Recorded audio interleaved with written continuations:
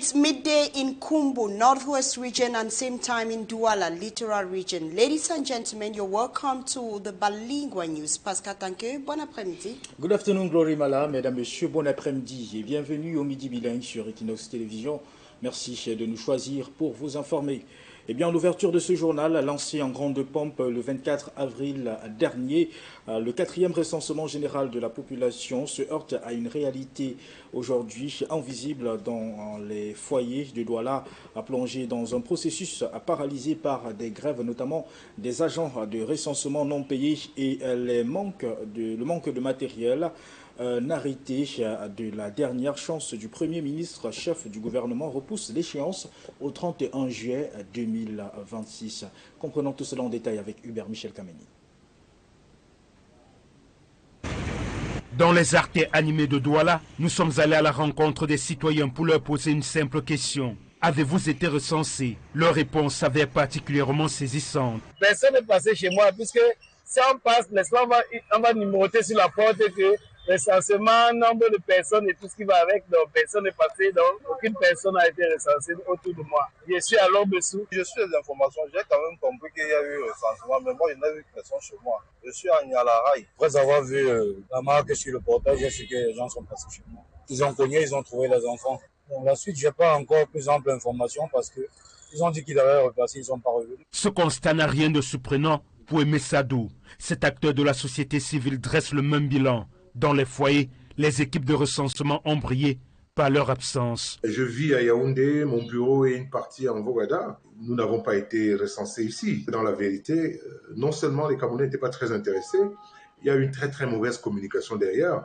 Et les Camerounais n'ont vraiment pas été intéressés par cette affaire au final. Face à ce retard flagrant, un arrêté du Premier ministre vient de proroger l'échéance, désormais fixée au 31 juillet 2026. Pourtant, selon Simon Pierre Mahem, aucun nouveau calendrier ne pourra prospérer si le gouvernement ne régularise pas au préalable la situation financière de tous les agents sur le terrain. Si effectivement, on n'a pas pris le soin d'aménager d'abord ce personnel qui est en train de travailler, oh combien un beau travail, comme on le dit, mais qui en réalité est en train d'être bafoué par le non-paiement en ce qui concerne le travail de certains. Et donc vous devez comprendre donc que le véritable problème, ce n'est pas la prorogation du travail ou des activités qui étaient censées être effectuées.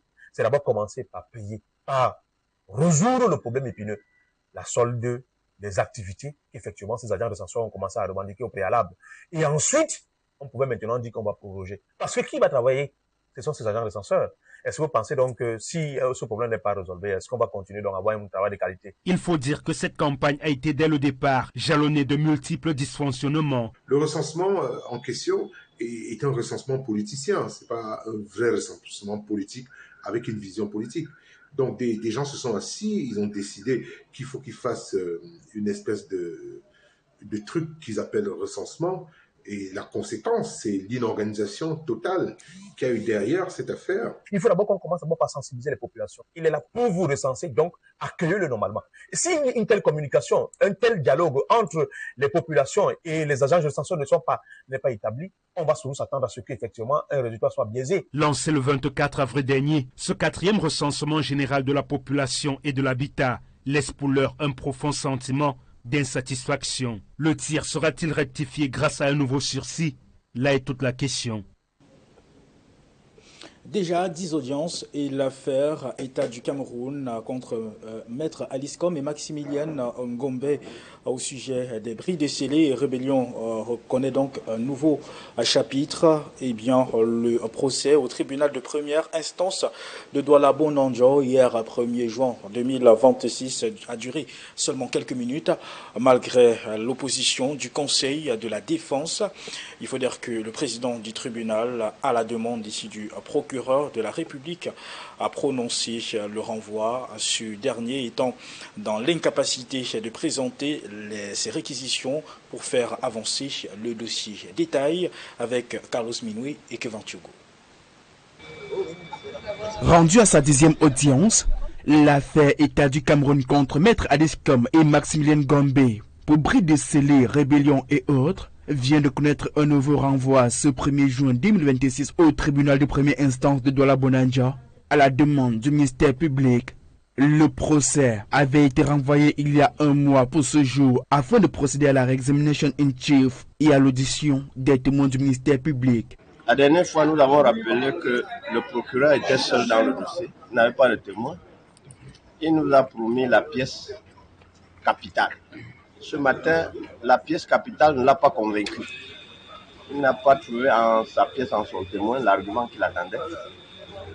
Le président lui a demandé de prendre ses réquisitions. Il dit qu'il n'est pas prêt. Ça veut dire que même son témoin ne l'a pas convaincu. Le procès est qualifié depuis le début de harcèlement judiciaire contre ceux des acteurs de la société civile dont la voix n'est pas favorable au régime. Au tribunal, les avocats de la défense dénoncent un manque de courtoisie administrative qui jette l'opprobre sur le système judiciaire au Cameroun. Je suis choquée parce que pour ma part, la courtoisie judiciaire aurait voulu que Monsieur le procureur, qui sait qu'il n'est pas prêt à prendre sa réquisition, c'est-à-dire à donner son avis par rapport à cette affaire qu'il a initiée lui-même, il aurait donc dû nous appeler pour nous signaler qu'il n'est pas prêt. Et ça aurait évité aux deux avocats qui viennent de Yaoundé de faire ce déplacement. C'est des risques de route, c'est des frais supplémentaires qu'on aurait pu éviter. Donc c'est vraiment désolant pour notre justice. Le procès renvoyé au 6 juin prochain. Mais pas de quoi démotiver le collectif d'avocats des prévenus qui ne démord pas, convaincus que la vérité finira bien par triompher. On reviendra le 6 écouter, parce qu'il n'y a eu rien de nouveau. Mais qu'à cela ne tienne, nous sommes prêts et nous resterons prêts. Nous allons plaider et la vérité prendra la première place. Ça a toujours été comme ça. Exécution à 2 vitesses et des travaux de réhabilitation de la route Bogo-Pousse dans la région de l'extrême nord, alors que la section Bogo-Guividic est presque achevée. Celle couvrant donc Guividic-Pousse évolue à dents de scie et accuse d'ailleurs une lenteur qui n'est pas du goût du ministre des Travaux publics. En visite d'inspection sur cette route, Emmanuel Ganou-Djoumessi demande à l'entreprise de se ressaisir faute d'une mise en demeure. Explication avec Amadou Daïrou et Marcel Ngansop. La réhabilitation de la route Bogo-Pousse s'exécute en 2 lots. D'abord la section Bogo-Guividic, longue de 32,86 km, ainsi que les voiries urbaines de Bogo, 5 km, et Marois, 6,2 km. Les travaux qui s'exécutent à un rythme satisfaisant sont presque achevés. Ainsi, ça roule sur l'itinéraire principal qui va du carrefour Bogo à Guividic, tout comme sur les 11,5 km de voirie. Les ouvrages hydrauliques prévus dans le projet sont également réalisés dans leur entièreté. Il ne reste plus que l'assainissement de certaines zones, le revêtement et la protection des talus, la signalisation horizontale et verticale, ainsi que l'achèvement de quelques aménagements connexes. Avec un taux d'avancement physique global de près de 80% pour une consommation de délai de 96%, le maître d'ouvrage tire un coup de chapeau à l'entreprise qui, en dépit des contraintes liées au non-paiement des décomptes depuis janvier 2025, maintient néanmoins une bonne dynamique et compte mener le projet à son terme. Par contre, sur la section Guividic-Pousse, longue de 30,86 km, le MINTP est moins satisfait et exige de l'entreprise un chronogramme d'achèvement des travaux, assorti d'engagements précis sur les délais d'exécution des prestations restantes. Avec un taux d'avancement physique de 41,35% pour une consommation des délais estimée à 96%, l'entreprise en charge des travaux est sous le coup d'une mise en demeure en raison des écarts observés entre les prévisions contractuelles et le niveau réel d'exécution. Parce que dans le cahier de charge, la route était au départ pour 24 mois. Et aujourd'hui, nous avoisinons les 30 mois et aujourd'hui, la route n'avance pas. D'où le déplacement du ministre sur le terrain. Et nous pensons qu'avec son arrivée, les choses désormais vont changer par rapport à l'avancée et l'accélération des travaux. Outre les travaux routiers, Emmanuel Ganou-Djoumessi touche également du doigt les actions entreprises pour assurer la protection des berges du maillot d'Oumou. Des travaux exécutés grâce aux économies de plus d'1 milliard de francs CFA réalisés dans la construction de la section Bogo-Guividic. C'est une réponse cruciale aux inondations qui dictent leur population depuis de nombreuses années. Dans l'ensemble, cette infrastructure routière contribue à l'amélioration de la mobilité des personnes et des biens entre les localités de l'extrême nord, tout en renforçant les conditions de circulation dans les centres urbains de Bogo et de Marois. Plusieurs familles et Félix-Antoine Samba se disputent un lopin de terre au quartier Omisport à Yaoundé. alors que le haut cadre au ministère des Finances brandit un titre foncier et a obtenu du tribunal une décision de déguerpissement. Les familles installées sur cet espace-là depuis 1972 ne l'entendent pas de cette oreille et crient surtout à l'injustice. L'affaire est d'autant plus corsée que le ministre des Domaines a réhabilité précisément le titre foncier de celui qui se réclame propriétaire du terrain après l'avoir annulé une première fois. Comprenons tout cela avec nos reporters Rodrigue Ngassi et Marcel Gansop une fois de plus. C'est la mort dans l'âme que les familles Ngossor, Joukam et consorts vivent depuis quelque temps la tentative de spoliation de leur terrain, situé à proximité du stade Amadou Ahidjo de Yaoundé. Alors qu'elles jouissaient paisiblement de leurs biens, la présentation d'un titre foncier en 2023 est venue couper leur appétit. Nous sommes sur ce terrain depuis 1972. Nos parents ont créé une entreprise de BTP. Courant 2023, les huissiers nous ont envoyé une sommation nous demandant de libérer le site, que le terrain appartient à un certain Samba, que nous devons déguerpir du site. Le ministre du Domaine a envoyé une commission sur le terrain pour s'acquérir de la situation. Après la vérification de la commission, le ministre a annulé le titre de ce monsieur. Pour les occupants du site, le prétendu propriétaire n'a aucun lien, ni avec eux, encore moins avec le terrain litigieux. La superficie de notre terrain est de 1241 mètres carrés. La superficie sur son plan est de 1198 mètres carrés. Le voisin, sur son titre, s'appelle Esphar. Esphar est à plus de 212 mètres de ce site. Aucun voisin ne le connaît. Toutes les démarches entreprises jusqu'ici par ces familles pour récupérer leurs biens se sont avérées vaines, comme si la machine judiciaire était grippée. Nous avons saisi le président du tribunal de Yaoundé Équinoxe afin de prénoter le titre foncier en question au regard des contestations qui sont en cours. Le président du tribunal de Yaoundé Équinoxe ne nous a jamais donné aucune suite. Vous êtes descendu sur le terrain, vous regardez, il n'y a rien accompli par ce monsieur. Comment a-t-il fait pour avoir un arrêté de concession définitive? Comment a-t-il fait pour avoir un titre foncier alors qu'il n'a rien réalisé sur le terrain? Contacté par nos soins, le conseil de Félix Antoine Samba, au cadre au ministère des Finances, n'a pas souhaité répondre à nos préoccupations, nous renvoyant simplement au titre foncier numéro 07006-Fundi, qui fait de son client l'unique propriétaire de ce terrain. Il s'appuie notamment sur les décisions de justice, ainsi que l'arrêté du ministre des Domaines du 13 décembre 2024, qui réhabilite le titre foncier attribué à Sieur Félix Antoine Samba. En face, les familles Ngossor, Junkam et consorts n'entendent pas se laisser faire, malgré la procédure de libération des lieux introduite par leur adversaire. Le match est donc loin d'être terminé. Parlons sport à présent. On a donc port de Douala chez les messieurs et Lito Team. Chez les dames, sacrés champions du Cameroun de volleyball. Les deux clubs ont triomphé à l'issue des playoffs disputés ce week-end à Yaoundé. Le compte de cette fin de saison à la Fédération camerounaise de volleyball, c'est avec Joël Essengue et Aïssirim. Lito Team Volleyball Club, champion du Cameroun. Dans le tableau féminin, le club de Douala est sacré à l'issue des playoffs disputés à Yaoundé. Après avoir dominé la compétition de bout en bout, Lito Team termine par une victoire face à Mayokani Evolution 3-7-2.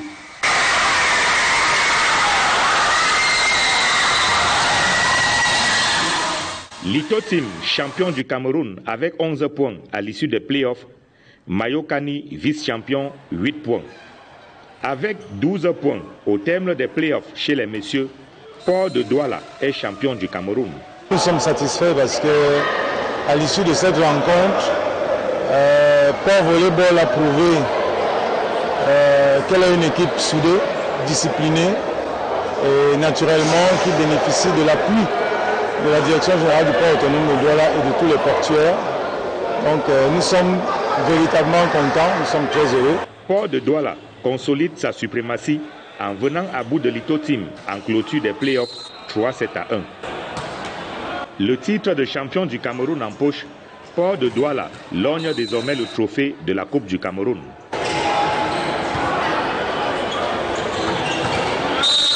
Nous allons donner le meilleur de nous, non seulement pour honorer l'image de Port Volleyball du port autonome de Douala avec tout ce que la direction générale fait. Donc nous allons véritablement tout donner pour faire le doublé cette année. Après les playoffs, à l'issue desquels les champions de la saison ont été désignés, place désormais au final, dames et messieurs, de la Coupe du Cameroun de volleyball dans 2 semaines. Fin de la première partie de ce 12h. La seconde est en langue anglaise avec vous, Glory Mala. Good afternoon, Osmo. Good afternoon to you, Pascal. Thank you. Ladies and gentlemen, you're watching the midday bilingual news on Équinoxe television. More than 100 candidates are sitting for the Cameroon General Certificate of Education, both at the advanced and the ordinary level, which started early this Tuesday, June 2nd, 2026, across the national territory. Talking about official exams, at exactly 8 a.m. yesterday, more than 214 candidates across Cameroon sat for the 2026 BEPC exam from Konjok to Douala. Exam centers kicked off under strict security measures to ensure transparency during the exams. Details with Cedric Chakutu. At the Government Bilingual High School of Konjok in the Kam Division, the atmosphere is studious. It was 6:30 a.m. when the first candidates for the 2026 Brevet d'études du premier cycle (BEPC) arrived at the school gate. But before entering, they went through a 3-step security check: shoe search, clothing inspection, and then verification of examinations documents by invigilators.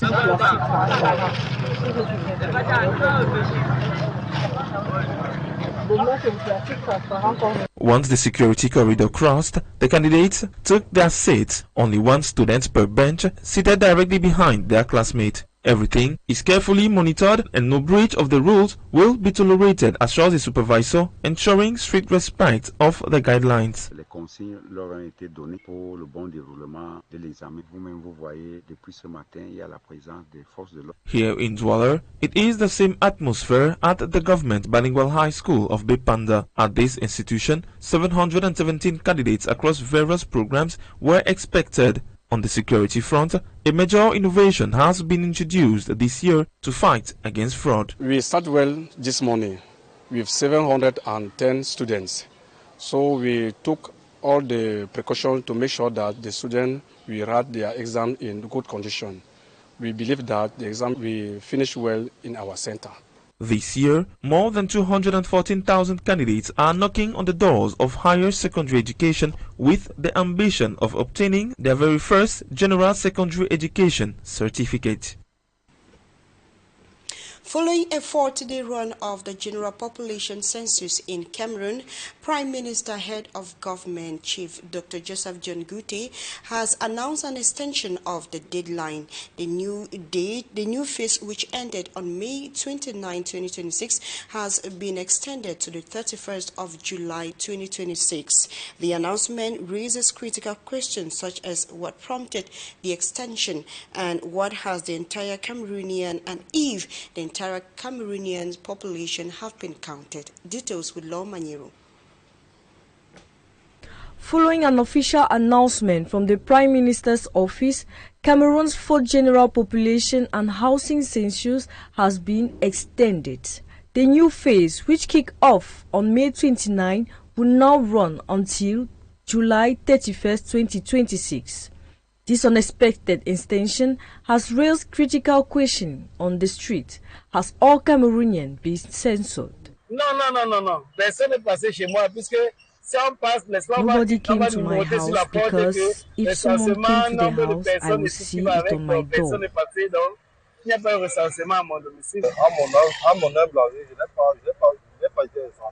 While major cities like Yaoundé and Douala have seen steady progress, millions of citizens in peripheral neighborhoods, deep rural hinterland, and regions facing security challenges are yet to be registered.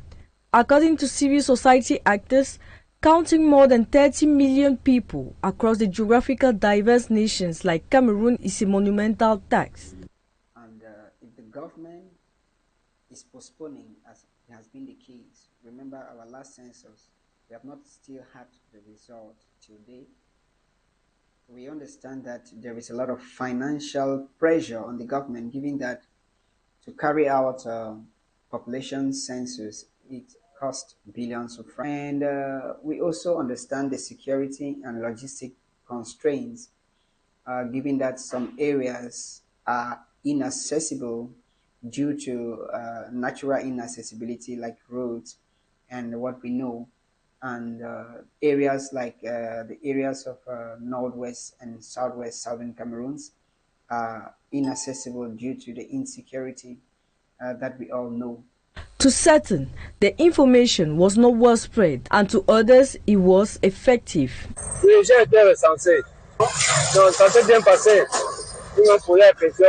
I was censored, and it went on well. They asked me what I do for the living. After seeing a chalk mark on my door, I knew that they came around, and my children told me the agents were there. With the new July 31st deadline, Census team now have a race against time to ensure no Cameroonian is left uncounted. Experts warn that Cameroon's economic future and resilience depend on preparing the youth, especially the girl child, towards AI job-driven market. Speaking during a press conference here in the economic capital city, Douala, independent researcher Dr. Florence Tobolobe emphasizes that equipping young girls with science, technology, and AI skills is critical for innovation and female autonomy amid raising youth unemployment in the country. Innocent as it tells us more. Nous sommes dans un pays dans lequel, je ne sais pas, les hommes ont tendance à minimiser les femmes. As Cameroon continues to grapple with rising youth unemployment and the underrepresentation of women in science and technology, initiatives aimed at preparing young girls for the future economy are steadily gaining momentum. On ne doit pas sous-estimer les femmes, on doit les aider. Et les femmes ont fait beaucoup de prouesses dans la vie scientifique. For more than 25 years, the Rubisat Foundation, under Dr. Florence Tobolobe, has been championing girls' education in STEM fields, science, technology, engineering, arts and mathematics. They should really be granted with high ethics in order for them to grow high in society, not according to the fake value expressed now, showing up and being so hollow, but being real tools of the change we all wish for our country, to be strong, to be real leaders, to be excellent in all that what they do. Through its new strategic action plan, Rubisat now aims to train at least 3,000 young girls by 2030, equipping them with the scientific knowledge, innovation skills, ethics, and competencies in artificial intelligence. Artificial intelligence is growing more and more worldwide. So we want our girls to be very acquainted with how to use those new tools and to understand that now those tools are like the pen you used when you were doing just grammar. At the Nozo's time, things were down, the world were shattered, everything. But now I have a dream, I have a future. Rubisat impacted me. Rubisat made me to be who I am. Concerned by the growing culture of dependency among some youth awaiting solely for government assistance, she urged young girls and women to rise. I hate the idea of people sitting there and saying, what are they going to do for me? What does that mean? There are so many things to do in this country. When you want to do something, when you believe in you, when you equip yourself with tools which allow you to reach your objective, then you do things. You don't sit there waiting for what? You want Christ to come and tell you, I bless you, everything is good. No. People have to wake up and do things. For Dr. Florence Tobolobe, empowering girls today through science, innovation, technology, and artificial intelligence remains essential to building a stronger, more inclusive, and forward-looking Cameroon tomorrow.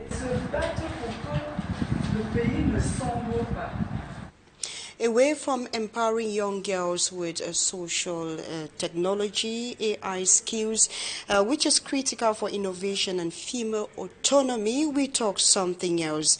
A Good Samaritan has restored solar electricity and water to the Rehabilitation Center Institute for the Blind, the Bulu Blind Center in the town of Boya, following an Équinoxe TV report on its dangerous conditions. However, management states that their needs remain high and urges the government, non-governmental organization and well-wishers for continued operational support. Smagic and Gabriel tells us more. 2 months after Equinoxe TV exposed the plight of trainees at the Rehabilitation Institute for the Blind in Bulu, who were trekking to a distant stream for water because chronic power cuts left the campus taps dry, the broadcast struck a nerve. Life on campus has taken a turn for the better, but the breakthrough is only partial. Today, the Bulu Blind Center has solar panels powering a borehole on campus, ending the dangerous delay water runs. We've been in this institution for over 3 to 4 months without water, electricity. Life has been so difficult. We want to say thank you personally because that your report from Équinoxe has given a very, very drastic change into our life that we will never forget. Because immediately you did that report, one goodwill person from America, Mr. Taku Allen, came and installed solar energy in the center. Despite the gains, trainees still battle crippling gaps in their rehabilitation. The computer unit inaugurated in 2015 is non-functional. Every machine has failed, shutting down digital skills training. The handwork department lacks basic tools for basketry, weaving, and other vocational skills. That lighting issue has affected the whole ICT unit. All the computers are bad. They are bad because there was no power to turn them. You see the toilets in the boys' dormitory. The toilets are those ancient since it was created in 1980. They haven't been renovated. The tables that were used since 1980 are the same tables that the teachers are using now. Created in 1980, the Rehabilitation Institute for the Blind has never undergone government renovation. Staff say they now rely on Good Samaritans to meet the trainees' basic needs. Philanthropists and donors far and near in the diaspora, those who are watching us, as we plead with you, that you should please give a helping hand to the Rehabilitation Institute. So what the government gives is a bit limited, that we will not hesitate to welcome those who wish to support. The center is appealing to public authorities and private donors to fund urgent upgrades to classrooms, sanitation, and training equipment, turning a solar-powered campus into a fully functional rehabilitation home. As we earlier mentioned, thousands of candidates are sitting in for the Cameroon General Certificate of Education, GCE, both in the advanced and the ordinary level in the town of Boya, Southwest region, since the early hours of this morning. For the second time in a row since the crisis erupted, candidates are writing in Munya. We have Rex Afon now on standby discussing with the principal, who also doubles as the chief of center. Let's now join in their conversation. Hello, Rex. As the clock ticks steadily towards the official start of the written phase of the 2026 session of the GC examinations, preparations have also reached their peak in some centers in Boya. At GHS Boya in Bokwango, all is set. We are 100% prepared, because what is necessary now is to get our students ready for the exams. Our students are ready. They already have their timetable. They have their ID cards to come and write. That's the first requirement. Now in the campus, where they are going to write, tests have been put in the classrooms. And with the new innovation of the installation of CCTV cameras, I want to see that we have installed the cameras in 10 classes so far. A similar situation prevails at GHS Bonadikombo in Limbe. We just ended the practicals, and the candidates are also ready for the theory, and the invigilators are also ready because the invigilation timetables are also out, have been published in the various forums, and the invigilators are aware of the program already. There are various ways of invigilation. The center is ready to accommodate candidates for the 2026 session. Measures taken to secure classrooms against examination malpractice, candidates have also been sensitized on its dangers and consequences. The candidates are also aware of the sanctions when it comes to examination malpractice. They have been told on that. We make sure that we educate our children not to cheat, not to be caught, because we have done a lot of sensitization, to tell the students about the ills of examination malpractices, because the invigilators coming and with the cameras that are coming, if you are caught, it's not a good thing. Thousands of students from the southwest region and beyond will put pen to paper, testing the knowledge and skills they have acquired over the years, with the hope of attaining success when the results are published in July. That was rather a report from Rex Afon on the level of preparedness ahead of the exams which are being written today. And talking about the GC exams, we shall be having updates in our subsequent newscasts. Ladies and gentlemen, that is the package we had for you on the midday bilingual news. Pascal, thank you. Have a good day. Très bonne journée à vous, Glory Mala. Mesdames, Messieurs, merci d'avoir regardé le 12h bilingue sur Équinoxe Télévision. Nous vous laissons en excellente compagnie chez celle de vos programmes sur la chaîne du peuple. Très bonne journée à vous.